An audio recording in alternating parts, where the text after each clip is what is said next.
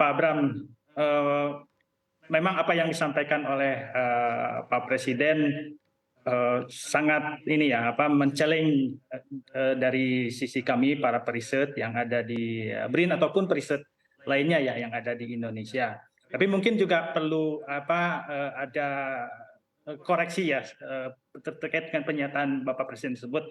Yang pertama tadi disampaikan antara riset dan inovasi mungkin harus mungkin secara terminologi harus dipisahkan ya.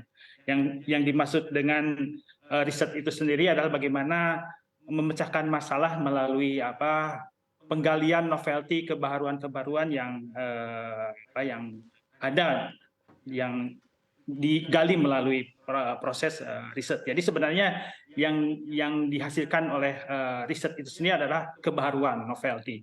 Nah, ketika kebaharuan itu terakumulasi, kemudian dikaji oleh masyarakat dan komunitas sains lainnya atau komunitas ilmiah lainnya, maka akan terbentuklah inovasi. Jadi sebenarnya tidak semua periset itu bisa menjadi inovator ya. Jadi yang utama adalah periset bagaimana menghasilkan kebaharuan. Jadi kalau terminologi inovasi adalah hasil riset atau teknologi dengan apa yang bisa dimanfaatkan oleh masyarakat ataupun komersialisasi. Itu terminologi dari inovasi. Jadi terkait dengan hasil riset yang sudah dihasilkan oleh BRIN, memang BRIN baru terbentuk 2 tahun yang lalu ya. Jadi sebenarnya kita sudah mengkaji beberapa kajian penelitian terkait dengan bagaimana menghadapi dampak dari kekeringan ini. Yang pertama mungkin dari penelitian terkait dengan produksi tanamannya sendiri. Dari hasil riset kita sudah mengidentifikasi bagaimana fungsional gen ya dari tanaman itu, bagaimana toleransi kekeringan itu diatur, kemudian juga terkait dengan fisiologi tanamannya, regulasi gen dan sebagainya. Kemudian juga dari segi teknologi, misalkan teknologi pemodelan menggunakan digitalisasi, kemudian artificial intelligence juga kita lakukan ya untuk menghasilkan teknologi budidaya yang berkelanjutan. Dari sisi inovasi sebenarnya para periset di BRIN juga sudah menghasilkan teknologi-teknologi yang sudah dimanfaatkan oleh masyarakat ya.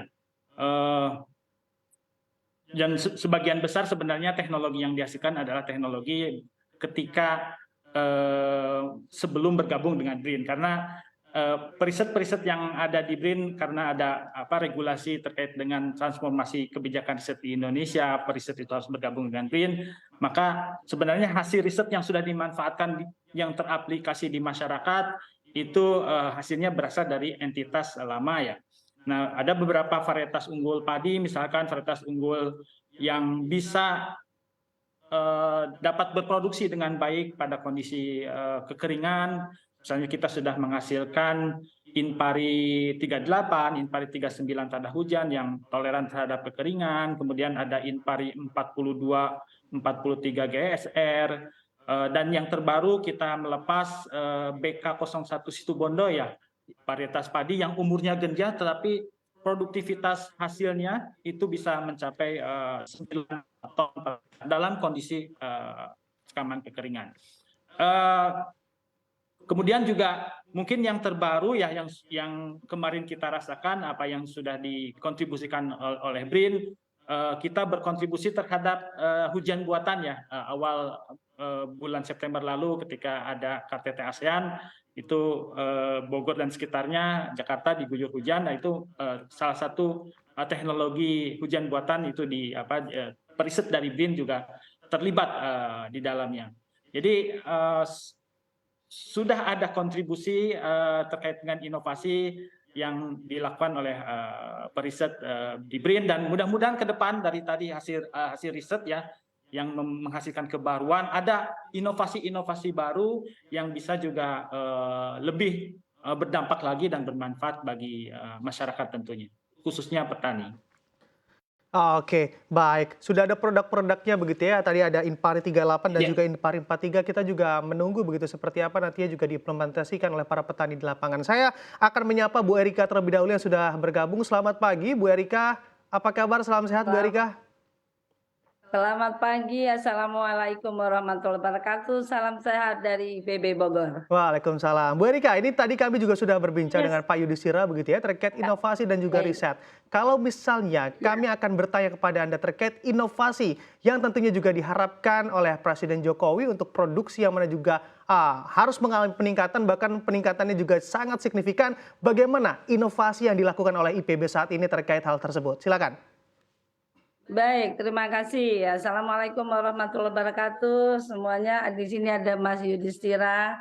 jadi Bu Erika. Salam sehat dari kami semuanya. Tentunya terima kasih sekali ini saya bisa mewakili IPB, mewakili Pak Rektor, dan tadi juga sudah bersama dengan Pak Menteri Pertanian Yassin Limpo untuk tadi minum jamu ya, jamu sainnya. Baik, kalau kita lihat dari beberapa tadi pertanyaannya, tentunya hasil-hasil riset kita, mungkin ini bersama juga dengan BRIN, dan juga karena beberapa penelitian-penelitian kita ini selalu bersama dengan lembaga lain dan kementerian juga. Kita dari IPB sudah banyak sekali beberapa inovasi-inovasi kita, terutama yang tadi yang masih untuk yang padi dan sebagainya. Dan sekarang tidak hanya kita bertumbuh kepada padi, Mas, tapi juga kita bertumbuh pada pakan sumber karbohidrat lainnya. Sepertinya sekarang sudah ada rice dan kemudian dari sorghum dan pagi bodo lainnya. Jadi hasilnya sebenarnya dari kemarin dari hasil inovasi-inovasi kita ini sudah dalam uji coba tingkat lapangan dan bahkan produksinya juga melebihi produksi yang ada mungkin dari beberapa daerah ya, tidak semuanya sama, tapi average produktivitinya beberapa produksi dari tadi penyanding dari padi itu sudah cukup tinggi ya. Artinya inovasi-inovasi kita tinggal kita aplikasikan ke lapangan. Dan tentunya tinggal hasil riset itu masih invensi. Kita berharap Mas Yudhistira ya sudah menjadi inovasi.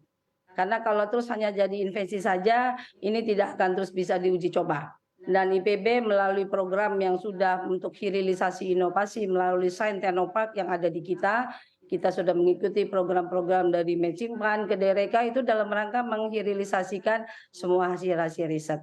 Saya yakin perguruan tinggi juga yang lain sama. Jadi kita IPB beberapa hasil riset kita dari bidang pangan itu siap untuk diaplikasikan ke lapangan, tinggal kita melatih para petani yang tentunya bersama dengan mahasiswa-mahasiswa yang bisa turun ke lapangan ya.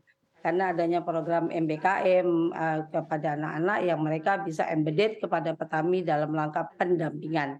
Utamanya adalah hasil inovasi itu akan baik diaplikasikan di lapangan apabila ada pendampingan yang terstruktur. Itu Mas. Oke.